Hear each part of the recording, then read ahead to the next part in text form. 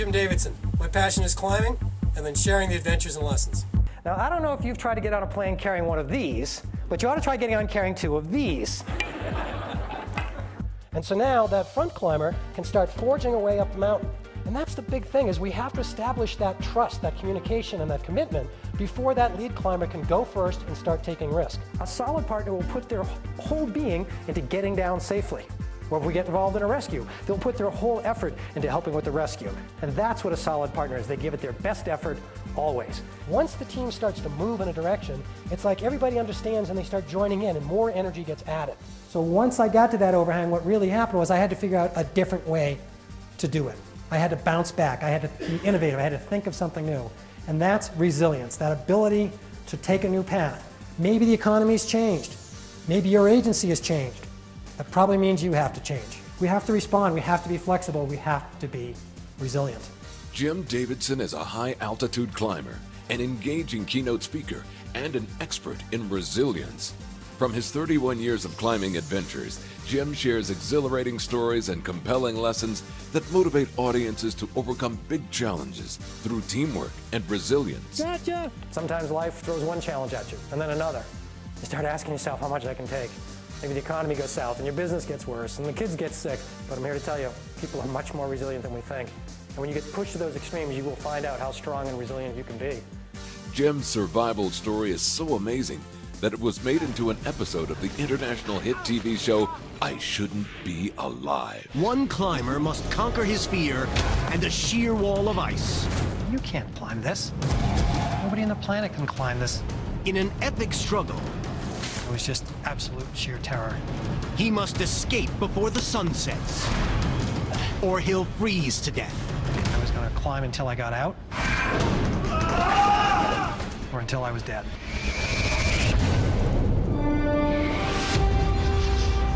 I started gathering the gear a little bit, thinking about what I was going to do, and it's 80 feet to the top. Let's say I can reach about 4 feet, 80 divided by 4.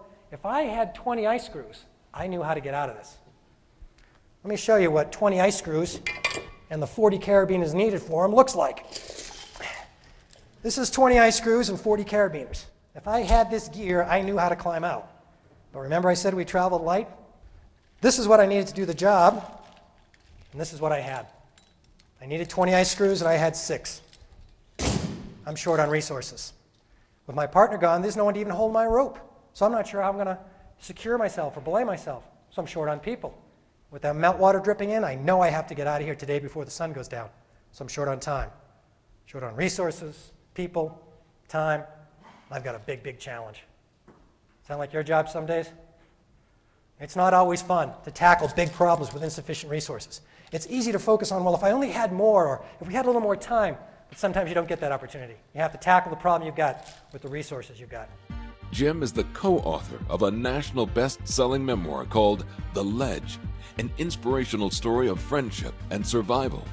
The Ledge was chosen one of the best books of the year by Amazon, and it won the National Outdoor Book Award. So I pushed my arm back and forth a little bit, and I realized there was about a foot of snow over my face. So I started pushing at it, and I was able to push the snow off, and as I dug closer to my face, I could hear the sound getting louder. My hand grinding against the ice crystals. And finally, my hand went across and swept the ice off my eye. I looked up, and I saw my hand.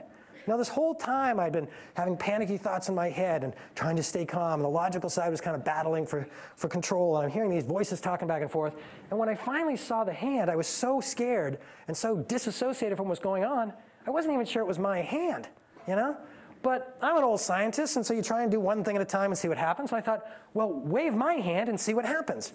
So I waved my hand, and the hand at the end of the tunnel waved back. You know, on the emotional side of me, so excited, they're like, look, someone's coming to dig us out.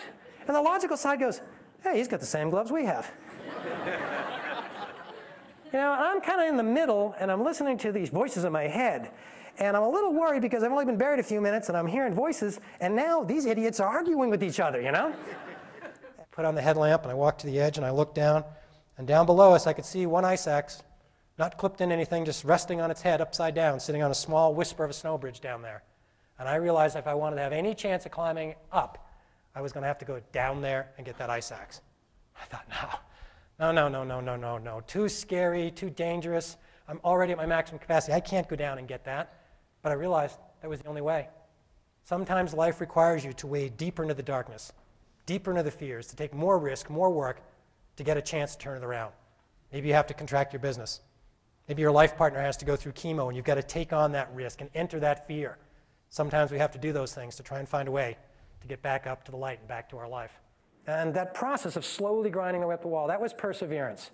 Tough every day to get up and go to the work again and take care of the kids. Tough to do another move of age just to gain another 3 lousy feet. But that process of grinding away, making progress, even though it's slow, even though it's small, that perseverance can take you very far in solving difficult problems. When I was too scared, too tired, wasn't even sure I even cared enough about me anymore to get out, I thought about what I owed to other people. And that's maybe true for you. You're too tired to go to work again, but the kids are counting on you.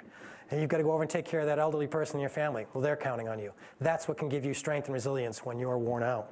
But I realized something. We're not trying to climb this mountain in one push. What we're trying to do is get ourselves acclimatized to the mountain. Climb up high, grow some red blood cells, learn the route, get a little stronger, and go back down and rest, and then try again.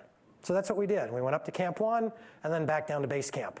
A couple days later, we're a little stronger, a little smarter, a little more experience. You carry all that experience from the good things and bad things with you on to the next challenge, to the next opportunity. That ability to get past that overhang, as I look back, I think that was resilience.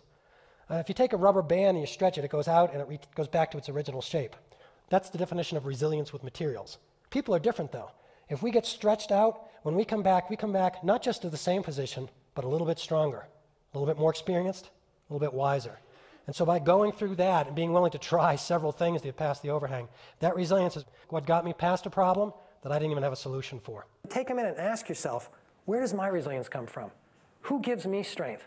And maybe ask yourself, who is it I should be giving strength to for those difficult moments? You see, you may not be a climber, but as you go forward in life, you're going to find out there are some crevasses out there in life that you're going to have to climb out of. And there'll be some big opportunities too. And by keeping track of your strength and knowing why you're going to try and push as hard as you can, and who's going to give you the strength to get home, that's what will give you the strength and the courage to try. So I want you to remember those moments. Hold on to your sources of resilience. And I wish you well on your quest for adventure. Thank you very much. To have Jim inspire your audience, please contact the person that provided you this video.